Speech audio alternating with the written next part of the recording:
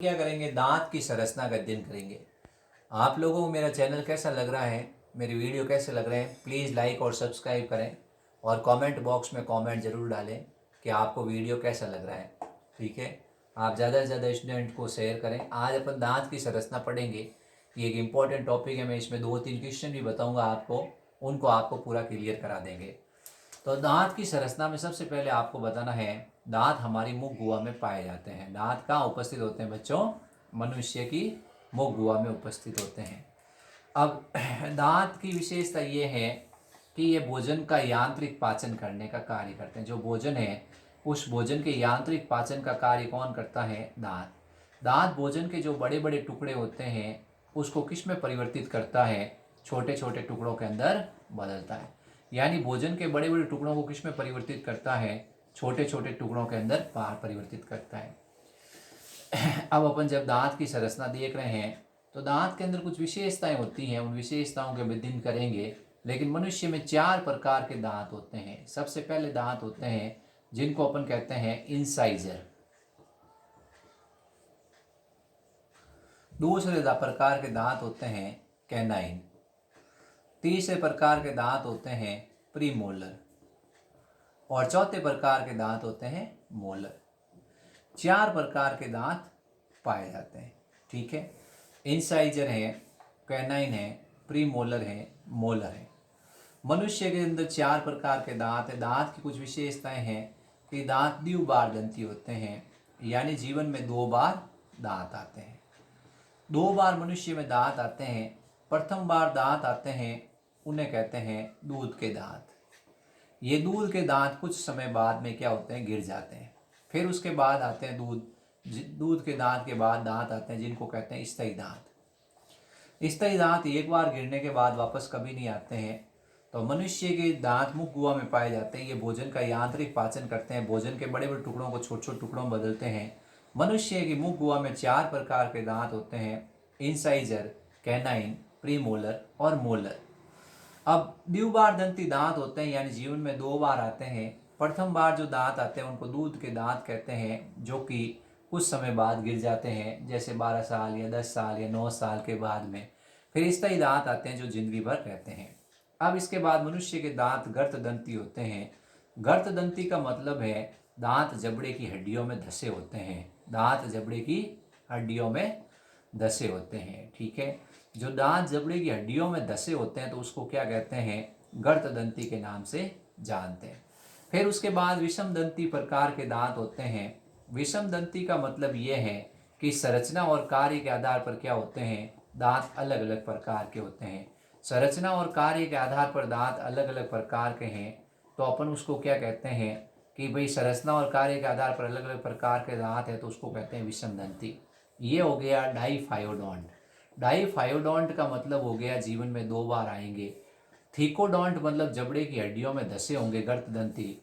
और हेट्रोडोंट का मतलब है संरचना और कार्य के आधार पर अलग अलग प्रकार के दांत होते हैं। तो इस प्रकार क्या होते हैं? दांत की 3 विशेषता हो गई, द्विबार दंती, गर्तदंती और विषम दंती। यानी संरचना और कार्य के आधार पर अलग अलग प्रकार के दांत होते हैं। अब आपने बताया कि भाई जब मनुष्य का दंत सूत्र का अध्ययन करते हैं अपन, जब मनुष्य का दंत सूत्र अध्ययन करते हैं, दंत सूत्र एक्चुअल में डेंटल फॉर्मूला है। यानी मनुष्य की मुख गुहा में, जो मनुष्य है उसकी मुख गुहा में, मनुष्य की मुख गुहा में दांतों की संख्या और दांतों की व्यवस्था को बताने के लिए, दांतों की संख्या और दांतों की व्यवस्था को बताने के लिए जो सूत्र काम आता है, मुख गुहा में दांतों की संख्या और दांतों की व्यवस्था को बताने के लिए जो सूत्र काम आता है, उसे अपन क्या कहते हैं? दंत सूत्र के नाम से जानते हैं। अब अपन जैसे एक व्यक्ति का दंत सूत्र लिखते हैं तो ICPM और M, यानी इंडिया कंट्री का प्राइम मिनिस्टर मनमोहन सिंह या मोदी। तो इस प्रकार ICPM और M हो गया India country prime minister Modi. इस प्रकार अपन इसमें लिखेंगे 21 23 21 23 21 23। ठीक है, फिर अपन यूँ ब्रैकेट बंद करेंगे, इनटू लगाएंगे 2, बराबर होगा 8/8।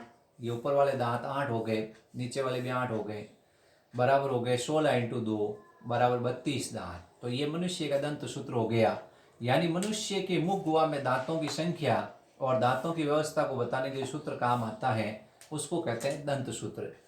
अब एक बाल्य अवस्था के अंदर यही दंत सूत्र होता है, लेकिन इसमें थोड़ा सा फर्क हो जाएगा। ICPM PM M लिखेंगे तो इसमें आ जाएगा 21 20 21 20। ठीक है, तो इस प्रकार इसमें दंत सूत्र को जब अपन ने देखा तो इसमें क्या आए 6 और 6 अपन ने जिस प्रकार देखा कि 3 और 2 5 हो गए और 3 और 2 5 हो गए, तो अपन कहेंगे 10 × 2 = 20। ठीक है, तो इस प्रकार क्या होता है, ये एक बाल्य अवस्था यानी शिशु अवस्था का दंत सूत्र है। शिशु अवस्था में दंत सूत्र में अपन देख दंत सूत्र है। अब अपन दंत सूत्र लिखते हैं तो ICPM और M, ICPM और M 21 23 21 23 इंटू क्या करेंगे 2 करेंगे, बराबर आएगा 16 × 2 = 32 दांत। ठीक है, लेकिन वह शिशु अवस्था के अंदर थोड़ा दंत सूत्र परिवर्तित होगा। ICPM और M इसमें हो जाएगा 20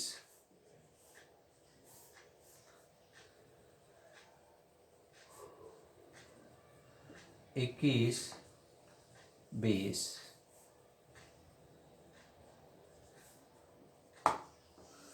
इसमें क्या होंगे, जो शिशु है उसके अंदर एक तो मोलर टीथ एब्सेंट होंगे और प्री मोलर है उसके अंदर एक टीथ एब्सेंट होगा, तो इसमें 20 ही दांत होंगे। 10 × 2 बराबर होंगे 20 दांत।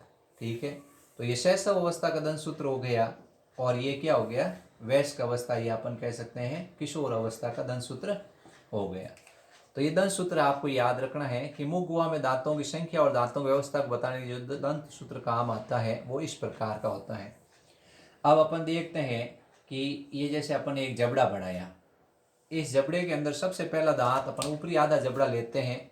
इंसाइजर कितने हैं 2 हैं, इंसाइजर दांत कितने हैं 2। फिर उसके बाद में कैनाइन दांत है, क्या है कैनाइन 1 है, ये इस तरह का कैनाइन है। कैनाइन के बाद में जो दांत है उन दांत को अपन कह रहे हैं प्रीमोलर। क्या कह रहे हैं प्रीमोलर। प्रीमोलर के बाद में जो दांत है उनका नाम होता है मोलर। तो इस तरह के ये दांत कितने हो गए 3, ये दांत कितने हो गए 2, ये दांत कितना हो गए 1 और ये हो गए 2। तो ये जो इंसाइजर दांत है वो 2 दांत होते हैं, फिर एक कैनाइन दांत होता है, फिर एक प्रीमोलर दांत होता है। प्रीमोलर 2 होंगे, फिर मोलर 3 होंगे। तो इस प्रकार ये 4 तरह के दांत क्या होते हैं मुख गुहा के अंदर उपस्थित होते हैं। तो अपन दंत सूत्र की सहायता से क्या कर सकते हैं, दांतों की संख्या और दांतों की व्यवस्था का अपन आराम से अध्ययन कर सकते हैं। अब ये शिशु, ये अपन ने क्या किया, आधा जबड़ा है उसमें दांत पूछे जाएंगे अपने कि आधे जबड़े में कितने हैं, फिर उसके बाद आधे ऊपरी जबड़े में कितने हैं, पूरे ऊपरी जबड़े में कितने हैं। इस प्रकार अपन क्या कर सकते हैं, दांतों की संख्या और दांतों की व्यवस्था को बताने के लिए जो सूत्र काम लेते हैं उस सूत्र को अपन क्या कहते हैं, दंत सूत्र के नाम से जानते हैं। तो ये अपने दांतों की संख्या और दांतों की व्यवस्था को बताने जो सूत्र काम आता है उसको अपन क्या कहते हैं, दंत सूत्र के नाम से। अब अपन दांत की संरचना का जब अध्ययन करते हैं तो दांत के 3 भाग दिखाई देते हैं। एक होता है शिखर भाग, एक होता है गिरवा भाग और एक होता है जड़। जो मसूड़ों से बाहर होता है, जो मसूड़ों से बाहर दिखाई देता है उसे कहते हैं शिखर, और जो मसूड़ों में स्थित होता है उसे कहते हैं गिरवा। और जो जबड़े की हड्डियों में धंसा होता है, जबड़े की हड्डियों में धंसा होता है उसे कहते हैं जड़। तो दांत के 3 भाग हो गए। शिखर भाग, जैसे अपन क्या करते हैं, ये दांत देखते हैं तो इसमें क्या देखेंगे कि एक तो मसूड़ों से बाहर है, क्या है मसूड़ों से बाहर है, मसूड़ों से बाहर है उसका नाम तो हो गया शिखर। जो मसूड़ों के अंदर है उसका नाम हो गया गिरवा। और जो जबड़े की हड्डियों में धंसा होता है उसको अपन कहते हैं जड़। तो दांत के कितने भाग हो गए 3, शिखर भाग, गिरवा भाग और जड़ भाग। शिखर भाग कहाँ स्थित है, मसूड़ों से बाहर है। गिरवा भाग कहाँ स्थित है, मसूड़ों में स्थित है। और जड़ कहाँ है, जबड़े की हड्डियों में होते हैं। अब ये जो इंसाइजर दांत है वो छेनी के आकार के होते हैं और इसमें एक जड़ होती है। ठीक है, फिर कैनाइन दांत की विशेषता ये है कि उसके अंदर वो तीखा होता है, भोजन को चीरने और फाड़ने का काम करता है, उसमें भी एक जड़ होती है। फिर उसके बाद प्रीमोलर दांत होते हैं। प्रीमोलर दांत भोजन को चबाने का काम करते हैं, इसमें 2 जड़ें होती हैं। कितनी होती हैं? 2 जड़ें। और फिर उसके बाद सबसे आखिर में दांत होता है जिसका नाम होता है मोलर दांत। ठीक है, ये मोलर दांत, इसमें 3 जड़ें होती हैं। कितनी होती हैं? 3 जड़ें। तो इस तरह से क्या हो गए? दांत हो गए। सबसे पहला दांत हो गया इंसाइजर। इंसाइजर दांत में कितनी जड़ है? 1 जड़ है और ये छेनी के आकार का है, भोजन को काटने का काम करता है। क्या करता है? काटने का। फिर कैनाइन दांत है जिसको रदनत भी कहते हैं, खून के दांत कहते हैं। जो कैनाइन दांत है उसकी विशेषता, ये शाकाहारी जंतुओं में अनुपस्थित होते हैं लेकिन मांसाहारी में ये काफ़ी विकसित होते हैं। मांसाहारी जंतु जो भोजन को चीरते और फाड़ते हैं उसमें ये काफ़ी तीखे होते हैं, इसमें भी 1 जड़ है। फिर उसके बाद ये प्रीमोलर दांत है। प्रीमोलर दांत में 2 जड़ें होती है, भोजन को चबाने काम आता है। फिर ये मोलर दांत है, ये भी भोजन को चबाने के। तो ये दोनों दांत होते हैं, ये भोजन को चबाने के दांत के काम आते हैं। इनको कपोल दंत भी कहते हैं। क्या कहते हैं? जो मोलर दांत है उनको कपोल दांत के नाम से भी जानते हैं। ठीक है, इसमें 1 जड़, इसमें भी 1 जड़, इसमें 3 जड़ें, इसमें 2 जड़ें। ये भोजन को क्या करते हैं? चीरने और फाड़ने का काम करते हैं। ये भोजन को काटने का काम करते हैं, ये भोजन को चबाने का काम करते हैं। तो इस प्रकार से इसमें 4 तरह के दांत हो। इस प्रकार अपन दांत की संरचना का अध्ययन करते हैं। तो दांत के कुछ भाग का अध्ययन करेंगे। एक है जिसका नाम है इनेमल, दूसरा भाग है जिसको अपन कहते हैं डेंटिन, दूसरा भाग है जिसको अपन किस नाम से जानते हैं? डेंटिन, और तीसरा है जिसका नाम होता है पल्प गुहा। तो 3 भाग हो गए, इनेमल, डेंटिन और पल्प गुहा। ये दंत के सबसे बाहर की ओर एक आवरण होता है जिसको अपन कहते हैं इनेमल। इनेमल को अपन क्या कहते हैं? दंता आवरण भी कहते हैं। दंता आवरण ये सफेद होता है, पारदर्शी होता है। ये सफेद है, ये पारदर्शी है, ये चमकीला होता है और इसमें जल 0% होता है। जल 0% होता है। ये चीज़ एक सवाल आता है कि दांत के चारों तरफ जो सबसे बाहर आवरण पाया जाता है उस आवरण को क्या कहते हैं? इनेमल कहते हैं। ये सफ़ेद होता है, पारदर्शी होता है, चमकीला होता है, इसमें जल 0% पाया जाता है। केवल इसमें क्या पाए जाते हैं? अकार्बनिक फॉस्फेट और अकार्बनिक कैल्शियम कार्बोनेट और कैल्शियम फॉस्फेट पाए जाते हैं। तो इसमें क्या उपस्थित होगा? अकार्बनिक कैल्शियम कार्बोनेट और अकार्बनिक कैल्शियम फॉस्फेट इसके अंदर उपस्थित होंगे। इसमें जल 0% होगा। ये शरीर का सबसे कठोरतम भाग है। सवाल आता है, तो इस प्रकार दांत में अपन देखते हैं तो दांत की संरचना जैसे देखी जाती है तो दांत में क्या होता है? इनेमल पाया जाता है। इनेमल को अपन दंत आवरण कहते हैं। ये सबसे दांत के बाहर की तरफ पाया जाता है, पारदर्शी होता है, सफेद होता है, चमकीला होता है। शरीर का सबसे कठोरतम भाग, ऐसे क्वेश्चन आता है कि शरीर का सबसे कठोरतम भाग कौन सा है? तो इनेमल है। दूसरा सवाल आता है शरीर का ऐसा कौन सा भाग है जिसमें जल 0% है? तो इनेमल है। ये अकार्बनिक फॉस्फेट और अकार्बनिक कैल्शियम कार्बोनेट का बना होता है। अब इसके भीतर की तरफ दांत का मुख्य भाग होता है जिसको अपन कहते हैं डेंटिन। क्या कहते हैं? डेंटिन। डेंटिन इसके भीतर की तरफ होता है और ये प्रोटीन का बना हुआ भाग है। ये दांत का मुख्य भाग है। ठीक है, तो इस प्रकार अपन ने पहला भाग पढ़ा इनेमल, दूसरा पढ़ा डेंटिन। अब दांतों के बीचों बीच में एक गुहा होती है जिसको कहते हैं पल्प गुहा। दांत के बीचों बीच में एक गुहा पाई जाती है जिसका नाम होता है पल्प गुहा। ठीक है, तो आपको बताना दांत के बीच में एक गुहा पाई जाती है, उस गुहा को क्या कहते हैं? पल्प गुहा। ये इस तरह की पल्प गुहा होती है।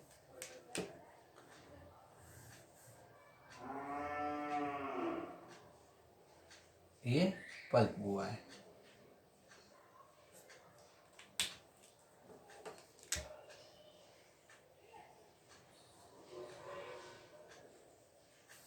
पल्प गुहा दांत के ठीक बीच में होती है।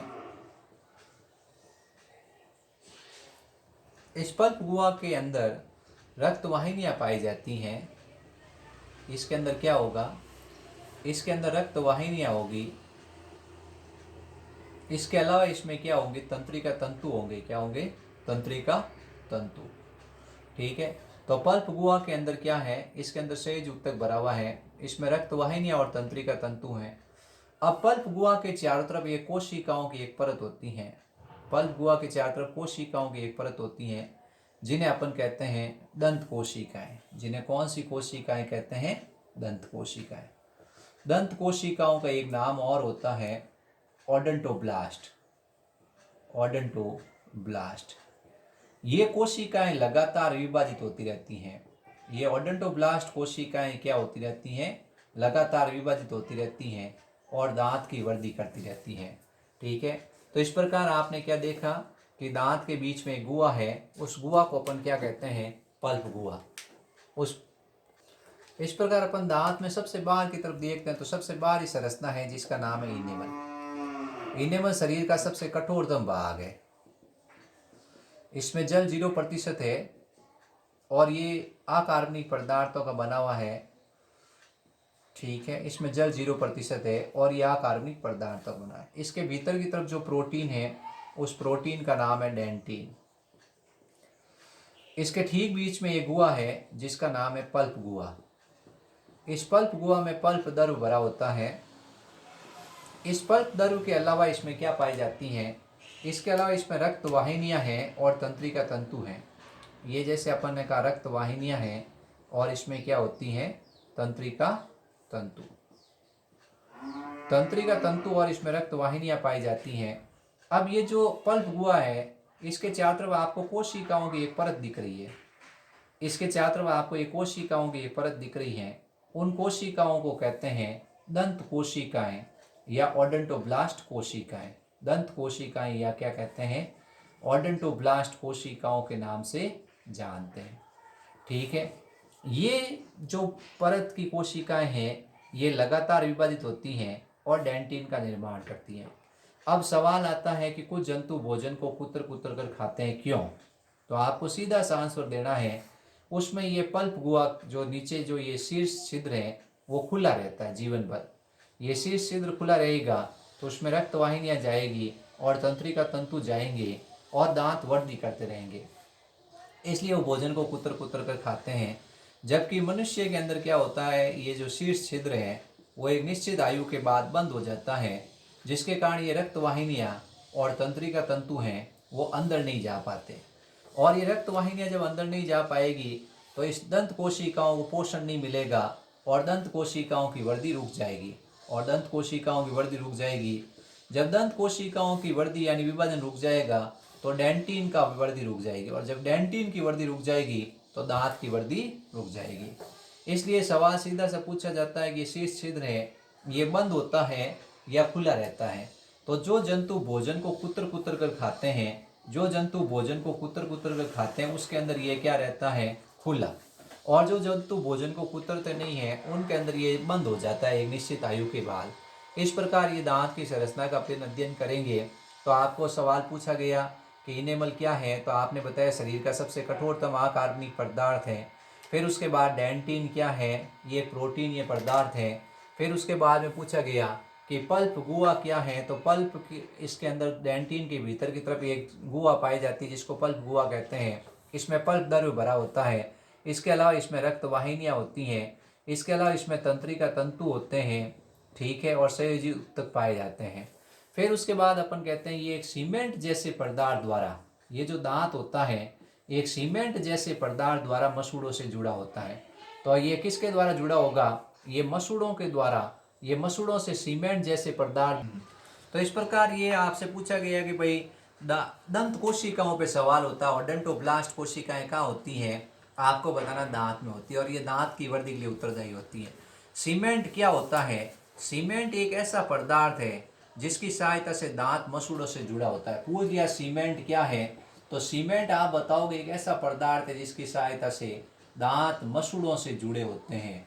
कि दांत मसूड़ों से किसकी सहायता से जुड़े हुए हैं, सीमेंट की सहायता से। फिर ओडोंटोब्लास्ट कोशिका का काम क्या है, दांत की वृद्धि के लिए उत्तरदायी होती है। ये मैंने 2 जड़ों वाला दांत बनाया है। ठीक है, तो ये दांत की संरचना पूरी हो गई। अब दांत पे आपसे कोई सा भी क्वेश्चन पूछा जाएगा, आप लगभग राइट कर दोगे बच्चों। आप लोग पढ़े हुए ध्यान दो और मेरे चैनल को सब्सक्राइब करें और लाइक करें और शेयर करें और ज़्यादा से ज़्यादा कमेंट करें। मैं नोट्स आपको सारे अवेलेबल करा दूंगा। अगर पाचन तंत्र के नोट्स चाहिए तो आप मेरे टेलीग्राम अकाउंट्स पर आकर उससे प्राप्त कर सकते हैं। Please like and subscribe my channel. समझ गए बच्चों? तो इस प्रकार आप स्टडी करो, स्टडी पर ध्यान दो।